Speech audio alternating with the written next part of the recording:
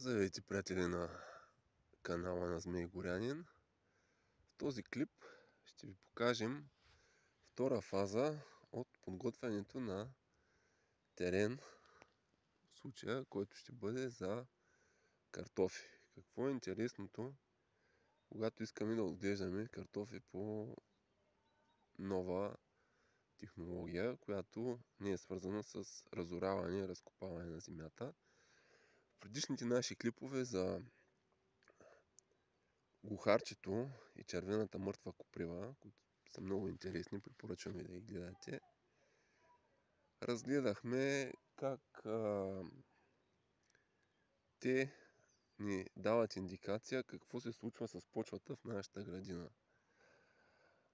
Ето тук, в това каре, аз проведах една операция, която може да наречем мулчиране.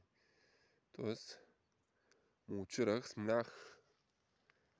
Ето тук съм оставил, може би има части глухарче, но смлях основната маса от глухарчета и червена мъртва коприва. Ето виждате, те са в формата на мулч. Така доста добре ситно смлян мулч, който ще влезе отново в състава на почвата, ще я подхрани с всички техни полезни свойства и вещества. И тук ще тръгнат корените на нашите картофи. Тоест с една операция ние сме унищожили плевелната растителност, макар че без корените, и сме наторили. С една единствена операция унищожение на плевели и наторяване. Тук нататък на фаза 3 ще мулчираме и след това ще засадим картофите, за да имаме съответния ефект. Ето виждате, даже тук, тази оголена зона, е имало част от релефа, която е била много над основното ниво. И с нашите уникални градинарски технологии ние сме заравнили. Виждате как хубаво е заравнено. И тук даже нямаме и тревна маса.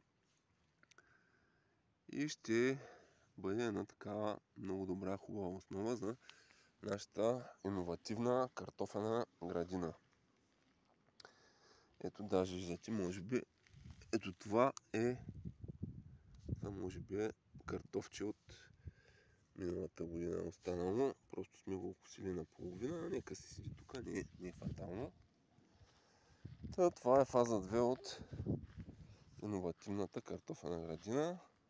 И ето виждате тук остатъци от червена мъртва коприва, която не сме успели да смелим, но след като мулчираме допълнително с житна слама, тя ще бъде вкарана в състава на почвата и тук ще се получи една много хубава малка картофена нива.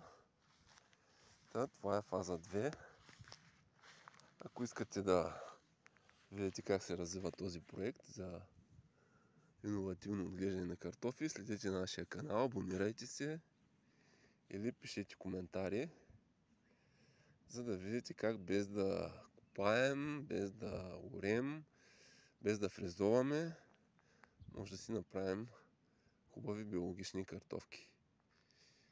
Това е за сега. Довиждане. Приятен ден!